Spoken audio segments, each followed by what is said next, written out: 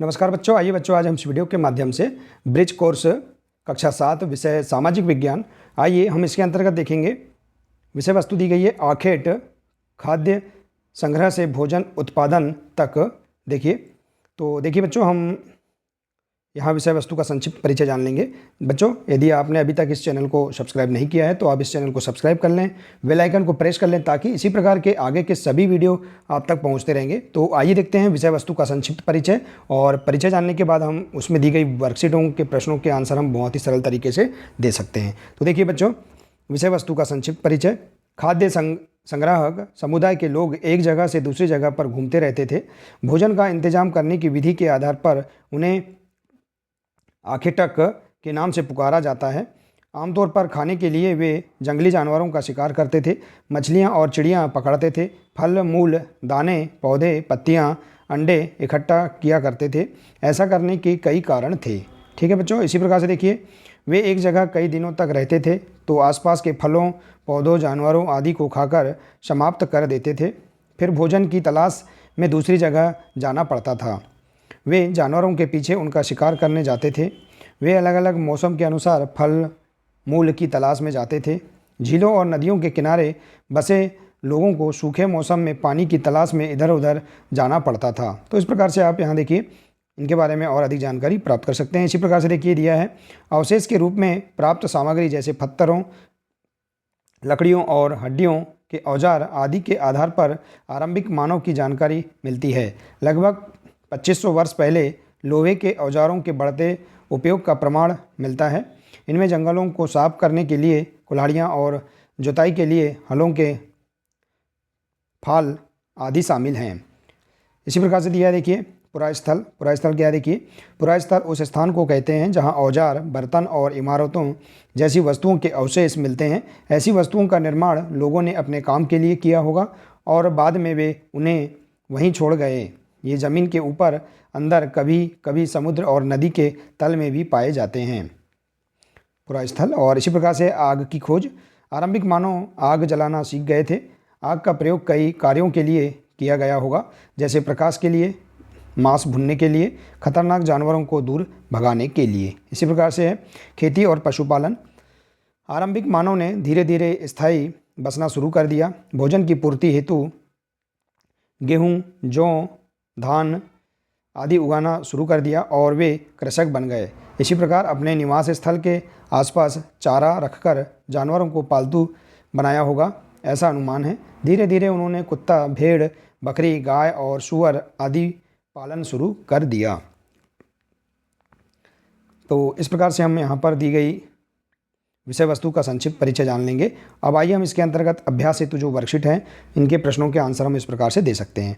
देखिए यहाँ दिया है, दिए गए चित्रों को ध्यानपूर्वक देखिए, अनुमान लगाइए कि इनका क्या उपयोग होता रहा होगा, फिर अपना उत्तर लिखिए। देखिए यहाँ पर चित्र में इस प्रकार से देखिए, यहाँ पुरास्थल दिए गए हैं। ये देखिए, ये पुरास्थल हैं। पुरास्थल उस स्थान को कहते हैं जहाँ औजार बर्तन और इमारतों जैसी वस्तुओं के अवशेष मिलते हैं।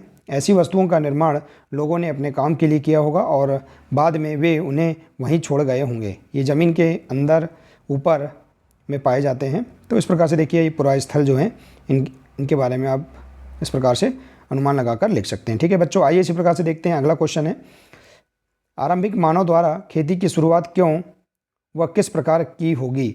तो आरंभिक मानव ने धीरे धीरे स्थायी बसना शुरू कर दिया। भोजन की पूर्ति हेतु गेहूँ जौ धान आदि उगाना शुरू कर दिया और वे कृषक बन गए। तो इस प्रकार से खेती की शुरुआत उनने कर दी। ठीक है, तो इस प्रकार से आप प्रश्न का आंसर लिख सकते हैं। आइए बच्चों, इसी प्रकार से अगला प्रश्न है, आखेटक खाद्य संग्राहक एक स्थान से दूसरे स्थान किस लिए घुमा करते थे? तो देखिए, आखेटक खाद्य संग्राहक एक स्थान से दूसरे स्थान अपने भोजन की तलाश के लिए घुमा करते थे। वे जंगली जानवरों का शिकार करते थे, मछलियाँ और चिड़ियाँ पकड़ते थे। ऐसा करने के और भी कई कारण थे। तो इस प्रकार से आप यहाँ ऊपर दी गई विषय वस्तु से इन प्रश्नों को आप लिख सकते हैं। ठीक है बच्चों, आइए इसी प्रकार से देखते हैं अगला प्रश्न, पुरास्थल किसे कहते हैं? तो देखिए, पुरास्थल उस स्थान को कहते हैं जहां औजार बर्तन और इमारतें जैसी वस्तुओं के अवशेष मिलते हैं। तो इन्हें हम पुरास्थल कहते हैं। इसी प्रकार से देखिए, आगे दिया है यहाँ प्रोजेक्ट कार्य। देखिए, दिए गए मानचित्र में इन पुरास्थलों को दर्शाइए। जैसे मेहरगढ़, भीमबेटका, कुरनूल गुफाएं, ब्रह्मगिरी, बुर्ज होम, हल्लूर, महाकड़ा, इनामगांव, कोलकाता, मुंबई। सहायता के लिए पाठ्यपुस्तक के पृष्ठ 13 पर दिए गए मानचित्र का अवलोकन करें। तो देखिए इस प्रकार से यहाँ पर जो मानचित्र दिया है इसमें आप इन्हें दर्शा सकते हैं। देखिए, और इसे आप पाठ्यपुस्तक के पृष्ठ 13 कक्षा 6 की जो सामाजिक विज्ञान है उसके पाठ 13 पर आप इस मानचित्र को देखकर उसे इस प्रकार से यहाँ पर दर्शा सकते हैं। देखिए बच्चों, इस प्रकार से देखिए मेहरगढ़ को यहाँ दर्शा सकते हैं, बुर्ज होम, इसी प्रकार से महागढ़, कोलकाता, भीमबेटका, मुंबई, इनामगांव। तो देखिए इस प्रकार से आप इन्हें इस मानचित्र में दर्शा सकते हैं। ठीक है बच्चों, बहुत ही सरल तरीके से हम इसे पूर्ण कर सकते हैं। आइए इसी के अंतर्गत हम देखते हैं स्व आकलन हेतु वर्कशीट। देखिए यहाँ प्रश्न दिया है, आरंभिक मानव आग जलाना कैसे सीखे होंगे।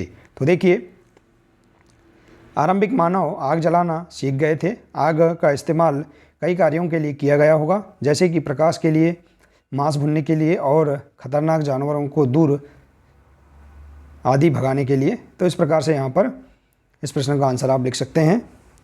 ठीक है बच्चों, आइए इसी प्रकार से देखते हैं अगला प्रश्न। अगला प्रश्न है, क्या आज के समय में भी आपको आखेटक दिखाई देते हैं? उनकी जीवन शैली पता कर लिखिए। तो देखिए आज के समय में आखेटक नहीं दिखाई देते हैं।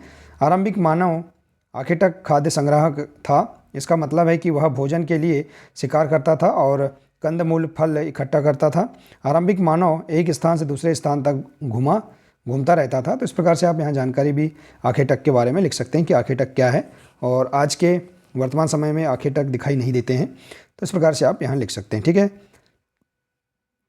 इसी प्रकार से देखिए बच्चों, आरंभिक मानव आखेट से क्या क्या सामग्री एकत्र करते थे। तो देखिए आरंभिक मानव आखेट से फल फूल, दाने, पौधे, पत्तियां, अंडे एकत्र करते थे। इसी प्रकार से देखिए अगला प्रश्न है, आरंभिक मानव ने सर्वप्रथम किन फसलों को उगाया था, उनके नाम लिखिए। तो देखिए आरंभिक मानव ने सर्वप्रथम गेहूं, जौ और धान आदि को उगाना शुरू किया।